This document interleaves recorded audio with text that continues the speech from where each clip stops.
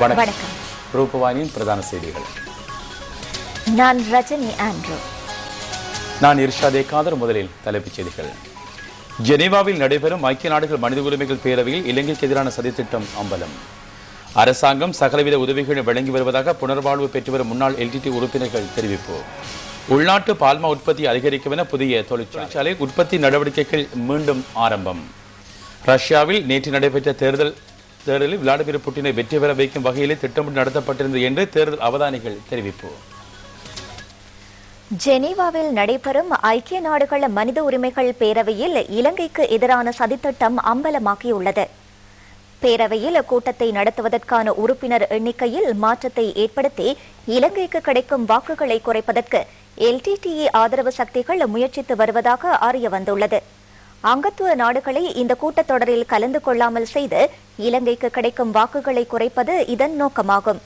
இலங்கைக்கு ஆதரவான நாடுகளின் எண்ணிக்கை அதிகரித்துள்ளதனால் குறுகிய எண்ணிக்கையை கொண்ட மேற்கத்திய நாடுகள் தமது சதித்திட்டத்தை வெற்றி காண முடியாத நிலைக்கு தள்ளப்பட்டுள்ளன. இது தொடர்பாக பிரபல ஊடகவியலாளர் ஷமேந்திர பெர்டினண்டன்ஸ் தகவல் வழங்கினார்.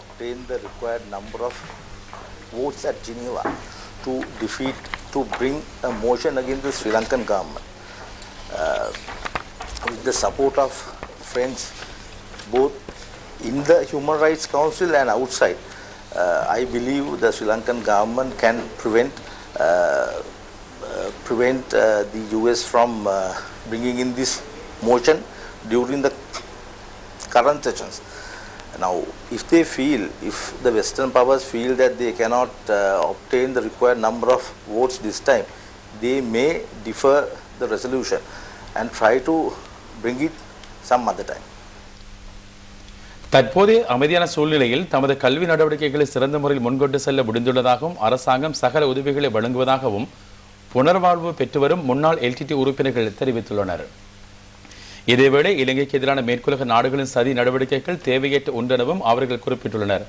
தொடர்ந்தும் அவர்கள் கருத்து வெளியிடுகையில், விடுதலை புலிகள் இணைப்பில் நாங்கள் பைபோசாத்தான் இணைஞ்சது. அங்கேயே எங்களுக்கு நித்திரை வர இப்போ எங்களுக்கு சாவு கிடைக்குமோ நிம்மதி துளையுமோன்று நாங்கள் ஏங்கிக் கொண்டிருந்த நேரம் எங்களுக்கு இந்த 2009 4 மாதம் நனைஞ்சால சரணடைஞ்சது பிறகு எனக்கு இஞ்சால ஒரு புதுசான ஒரு உலகம் எனக்கு கிடைச்ச மாதிரித்தான். நீங்கண்டா எங்களோட வாழ்க்கைக்குரியதுகள் எங்களுக்கு இவங்க படிப்பிச்சு தராங்க. நாங்கள் அதே மட்டத்துக்கு நாங்களும் நல்லா படிக்கிறோம். எந்த ஒரு வெளிநாட்டாருக்கும் நாங்கள் சொல்கிறோம், இனியும் எங்களுக்கு இந்த யுத்தம் வேணாம். திரும்பியும் இந்த நாடு இப்போ நல்ல அமைதியான நாடா, தூய்மையான நாடா, சமாதானத்தோடு இருக்குது. எந்த ஒரு நாட்டுக்காரரும் தலையிட வேண்டாம். ஏனெண்டா நாங்கள் அனுபவப்பட்டது அவ்வளவுமே காணும். இனியும் நாங்கள் இந்த புதிதான உலகத்தில் நல்ல சந்தோஷமாக பறக்கத்தான் விரும்புகிறோம். திரும்பியும் இந்த பிரச்சனைகளுக்கு முகம் கொடுக்குற அளவுக்கு நாங்களும் இல்லை. எல்லாருமே ஒரே இனம், ஒரே மக்களாக, ஒரே குடும்பமாக சந்தோஷமாக இந்த இலங்கையில் வாழணும். அந்த ஒரு வாழ்க்கையை தான் நாங்கள் எப்போவுமே எதிர்பார்த்து கொண்டு இருக்கிறோம்ன்றதை விட அந்த வாழ்க்கை தான் இப்போ வாழ்ந்து கொண்டு இருக்கிறோம்ன்றதை தெரியப்படுத்து. நாங்கள் எங்களோட நாட்டில் இப்போ முதல் இருந்த கடின சமாதான காலத்தில் நல்ல சந்தோஷமாகவும் நல்ல ஜொலியாகவும் இருக்கிறோம். இதுக்குள்ள பிறகு வெளிநாடுகள் தலையிட்டு வீணான பிரச்சனைகளை உருவாக்கி திருப்பியும் எங்களோட மக்களுக்கு இடையில வேறுபாடையும் பிறழ்வுகளையும் உருவாக்க வேண்டாம். பல்கலைக்கழகம் கிடைச்ச எனக்கு இந்த புனர்வாழ்வு நிலையத்தில் ஒரு படித்து மேலத்துக்கு வாரண்டா அந்த புனர்வாழ்வு நிலைய சந்தோஷம்தான் ஒரு பிள்ளைங்க வெற்றி காரணமாக இருக்கும். இங்கே நிற்கிற ஆமியக்காவோ சரி, சாரோ சரி, மேல் அதிகாரிகளோ சரி, எங்களோட கல்விக்கு எவ்வாறு நாங்கள் என்ன விடயமாக போய் கேட்டாலும் அதுக்கு தக்க சமயங்கள் எங்களுக்கு உதவிகளை செய்து வந்தவ. ஒரு மகிந்த சிந்தனையின் அடிப்படையில் ஒரு குடையின் கீழ் மகிந்த ராயபட்ச அவர்களின் தலைமையில் நாங்கள் தமிழ், சிங்கள, முஸ்லீம் அனைத்தின மக்களும் ஒன்றாக வாழ்வதே எங்களுடைய நோக்கு. ரஷ்யாவில் நேற்று நடைபெற்ற ஜனாதிபதி தேர்தல் விளாடிமிர் புட்டினை வெற்றி பெற வைக்கும் வகையிலேயே திட்டமிட்டு நடத்தப்பட்டிருந்தது என்று தேர்தல் அவதானிகள் தெரிவித்துள்ளனர். பூர்வாங்க தேர்தல் முடிவுகளின் அடிப்படையில் 63% வாக்குகளை பெற்ற விளாடிமிர் புட்டின் ஜனாதிபதி தேர்தலில் வெற்றி பெற்றவராக அறிவிக்கப்பட்டுள்ளார். தேர்தல் அவதானிகள் அமைப்பு கருத்து வெளியிடுகையில் பாரிய அளவில் தேர்தல் மோசடிகள் இடம்பெற்றதாகவும் புட்டின் வெற்றி பெறுவார் என்பதில் எந்தவித சந்தேகமும் ஏற்படாத வகையில் வாக்களிப்பு நடத்தப்பட்டது என்றும் தெரிவித்துள்ளனர். தேர்தலில் உண்மையான போட்டி என்பதே இருக்கவில்லை. அரசாங்கத்தின் வளங்கள் துஷ்பிரயோகம் செய்யப்பட்டதை அடுத்து விளாடிமிர் புட்டின் வெற்றி பெறுவார் என்பதில் எந்தவித சந்தேகமும் ஏற்படவில்லை என்றும் அந்த அமைப்பு மேலும் தெரிவித்துள்ளது. வாக்களிப்பின் போது பொதுமக்கள் உட்பட சகல தரப்பினரும் தீவிர கண்காணிப்பில் ஈடுபட்டிருந்த போதிலும் வாக்குகள் எண்ணப்பட்ட சமயத்தில் இத்தகைய கண்காணிப்பு இடம்பெறவில்லை என்றும் அறிவிக்கப்படுகிறது. மொத்தம் 3000க்கும் அதிகமான முறைப்பாடுகள் கண்காணிப்பு குழுவினால் பெற்றுக் கொள்ளப்பட்டுள்ளன. நேற்று நடைபெற்ற ஜனாதிபதி தேர்தலுக்கு ஆட்சேபனை தெரிவிக்கும் விதத்தில் பாரிய ஆர்ப்பாட்டங்கள் நடத்தப்படும் என்று எதிர்த்தரப்பினர் தெரிவித்துள்ளனர். இதேவேளை விளாடிமிர் புட்டினின் பிரசார குழுவின் தலைவர் ஸ்டானிஸ்லோவ் கருத்து வெளியிடுகையில் ரஷ்ய வரலாற்றில் மிகவும் உண்மையான வகையில் நடைபெற்ற தேர்தல் இதுவாகும் என்று தெரிவித்துள்ளார். மாஸ்கோவில் ஆயிரக்கணக்கான ஆதரவாளர்கள் மத்தியில் விளாடிமிர் புட்டின் உரை நிகழ்த்துகையில் வெளிப்படையாகவும் நேர்மையாகவும் நடைபெற்ற தேர்தலில் தாம் வெற்றி பெற்றுள்ளதாக அறிவித்தார். உள்நாட்டு பால்மா உற்பத்தி அதிகரிக்கப்பட்டுள்ளது. பால்மா உட்பட பாலிலான ஏனைய உணவுப் பொருட்களை உற்பத்தி செய்வதற்கான இலங்கையில் உள்ள பாரிய பால்மா தொழிற்சாலை தற்போது புத்தள பெல்வத்தில் நிறுவப்பட்டுள்ளது. மஹிந்த சிந்தனை வேலை திட்டத்தின் கிராமங்கள் தோறும் கைத்தொழிற்சாலைகள் என்ற கொள்கை திட்டத்துக்கு அமைய இது நடைமுறைக்கு வந்துள்ளது. உள்நாட்டு பாவனைக்காக வருடாந்தம் தேவைப்படும் பால்மாவில் தற்போது வருடாந்தம் 84,000 மெட்ரிக் டன் இறக்குமதி செய்யப்படுகின்றது. இதற்கு 4,000 கோடி ரூபாய் செலவிடப்படுகின்றது. உள்நாட்டு பால்மா தேவையில் தற்போது 25% தயாரிக்கப்படுகின்றது. இதில் 15% அம்பேரில் உள்ள ஹைலண்ட் நிறுவனத்தினால் உற்பத்தி செய்யப்படுகின்றது. மீதி இந்த புதிய தொழிற்சாலை ஊடாக உற்பத்தி செய்யப்படும். மொத்த உள்நாட்டு பால் தேவையில் 35% தற்போது உள்நாட்டில் தயாரிக்கப்படுகின்றது. இந்த புதிய தொழிற்சாலையில் நாளொன்றுக்கு 50,000 லிட்டர் பால் பயன்படுத்தப்பட உள்ளது. இதனூடாக நாளாந்தம் 10 மெட்ரிக் டன் பால் உற்பத்தி செய்யப்படும். இதற்கு மேலதிகமாக ஐஸ்கிரீம், யோகட், பட்டர், சீஸ், இனிப்பு ஊட்டிய பால் உட்பட பல பொருட்கள் தயாரிக்கப்பட உள்ளன. எதிர்காலத்தில் மேலும் இந்த தொழிற்சாலை விஸ்தரிக்கப்படும். 2016 ஆண்டாகும் போது உள்நாட்டு பால் உற்பத்தியில் தன்னிறைவு காண்பது அரசின் நோக்கமாகும். உள்நாட்டு பால் உற்பத்திக்கு பாரிய பங்கெடுப்பு வழங்குவது இதன் நோக்கமாகும் என்று பெல்வத்தே பால் உற்பத்தி நிறுவனத்தின் தலைவர் ஆர்எஸ்சி விக்ரம்நாயக்க தெரிவித்துள்ளார்.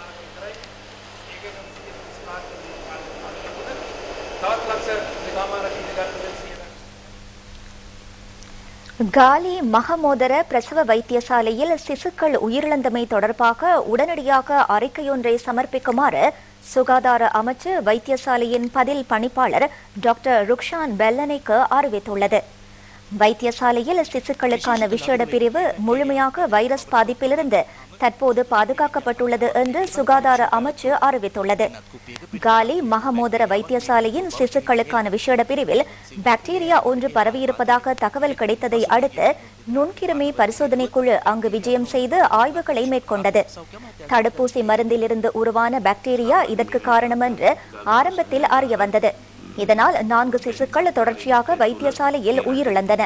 எனினும் அதற்கு பின்னர் மேலும் 3 சிசுக்கள் உயிரிழந்ததுடன் அதற்கு இந்த பாக்டீரியா காரணமல்ல என்று வைத்தியசாலையின் பணிப்பாளர் சுகாதார அமைச்சுக்கு அறிவித்திருந்தார்.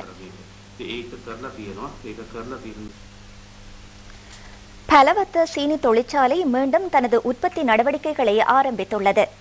கரும்பு அரைக்கும் பணிகள் இன்று சுப நேரத்தில் ஆரம்பிக்கப்பட்டன. வருடாந்தம் 26,000 மெட்ரிக் டன் சீனியை உற்பத்தி செய்வது இதன் இலக்காகும்.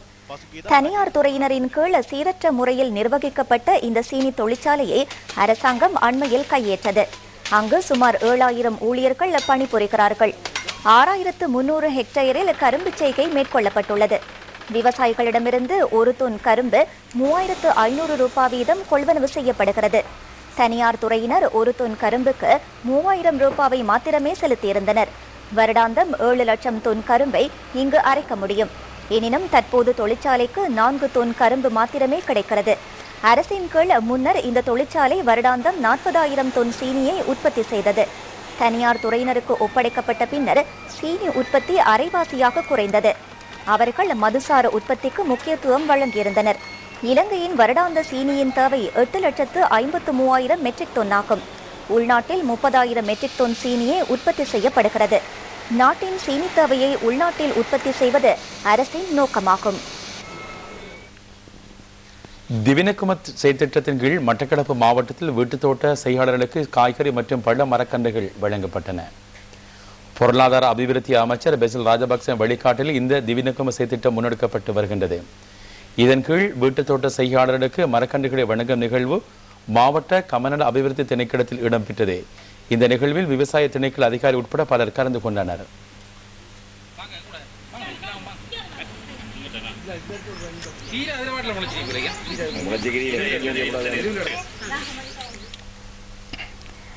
கச்சத்தீவு புனித அந்தோனியார் தேவாலய வருடாந்த உற்சவம் நேற்று மிக விமர்சையாக இடம்பெற்றது. இலங்கையையும் இந்தியாவையும் சேர்ந்த 7000க்கும் அதிகமான பக்தர்கள் இதில் கலந்து கொண்டார்கள். 30 வருடங்களின் பின்னர் ஆயிரக்கணக்கான பக்தர்கள் கலந்து கொண்ட உற்சவம் இதுவாகும் என்று ஆலயத்தின் நிர்வாகஸ்தர் அருட்தந்தை அமல்ராஜ் தெரிவித்துள்ளார். பாதுகாப்பு அமைச்சின் ஆலோசனைக்கு அமைய இலங்கை கடற்படை இந்த உற்சவத்திற்கான ஏற்பாடுகளை செய்திருந்தது. இரு நாடுகளுக்கும் இடையிலான பரஸ்பர நல்லுறவை பலப்படுத்துவதே இதன் நோக்கமாகும். இந்தியாவிலிருந்து 150க்கும் அதிகமான படகுகளில் யாத்ரீகர்கள் கச்சத்தீவுக்கு வந்திருந்தனர். அருட்தந்தை ஜஸ்டின் ஞானப்பிரகாசம் அடிகளாரின் தலைமையில் ஆராதனைகள் இடம்பெற்றன. தென்னிந்திய கத்தோலிக்க ஆயர்களும் இந்த ஆராதனையில் கலந்து கொண்டார்கள். ஆராதனையின் முடிவில் புனித அந்தோனியாரின் திருச்சொரூபம் ஊர்வலமாக எடுத்துச் செல்லப்பட்டது. பக்தர்களுக்கு தேவையான சகல வசதிகளையும் இலங்கை கடற்படை ஏற்பாடு செய்திருந்தது. கச்சத்தீவு 255 ஏக்கர் பரப்பளவை கொண்டது. அதன் உரிமை இந்திய அரசினால் 1974ஆம் ஆண்டு இலங்கைக்கு கையளிக்கப்பட்டது. தீவின் கடற்பகுதியில் இரு நாடுகளின் மீனவர்களும் மீன்பிடி நடவடிக்கையில் ஈடுபடுகின்றனர். நெடுந்தீவு பங்குத்தந்தை வணக்கத்துக்குரிய பிதா அமல்ராஜ், யாழ் பிரதேச கட்டளையிடும் தளபதி மேஜர் ஜெனரல் மஹிந்த ஹத்துருசிங்க, வடக்கு கடற்படை கட்டளை அதிகாரி ரியர் அட்மிரல் ரவீந்திர விஜய் குணவர்தன ஆகியோர் இந்த நிகழ்ச்சியில் கலந்து கொண்டார்கள். தேவாலயத்தின் வருடாந்த உற்சவத்தை சிறப்பாக நடத்த ஒழுங்குகளை மேற்கொண்டமை தொடர்பாக இந்திய யாத்ரீகர்கள் இலங்கை அரசுக்கு நன்றி தெரிவித்துள்ளனர்.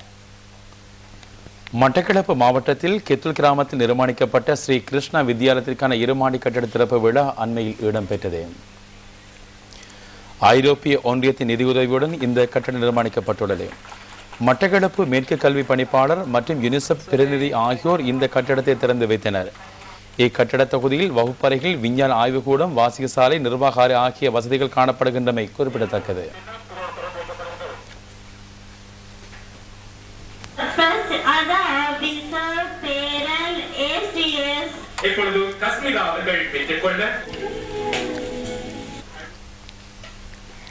கச்சத்தீவு புனித அந்தோனியார் தேவாலய வருடாந்த உற்சவம் நேற்று மிக விமர்சையாக இடம்பெற்றது.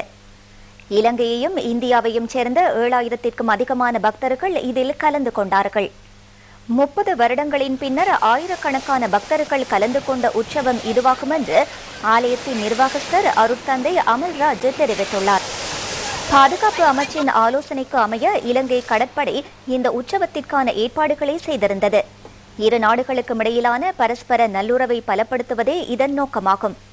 இந்தியாவிலிருந்து 150க்கும் அதிகமான படகுகளில் யாத்ரீகர்கள் கச்சத்தீவுக்கு வந்திருந்தனர். அருட்தந்தை ஜஸ்டின் ஞானப்பிரகாசம் அடிகளாரின் தலைமையில் ஆராதனைகள் இடம்பெற்றன. தென்னிந்திய கத்தோலிக்க ஆயர்களும் இந்த ஆராதனையில் கலந்து கொண்டார்கள். ஆராதனையின் முடிவில் புனித அந்தோனியாரின் திருச்சொரூபம் ஊர்வலமாக எடுத்துச் செல்லப்பட்டது. பக்தர்களுக்கு தேவையான சகல வசதிகளையும் இலங்கை கடற்படை ஏற்பாடு செய்திருந்தது. கச்சத்தீவு 255 ஏக்கர் பரப்பளவை கொண்டது. அதன் உரிமை இந்திய அரசினால் 1974ஆம் ஆண்டு இலங்கைக்கு கையளிக்கப்பட்டது. தீவின் கடற்பகுதியில் இரு நாடுகளின் மீனவர்களும் மீன்பிடி நடவடிக்கைகளில் ஈடுபடுகின்றனர்.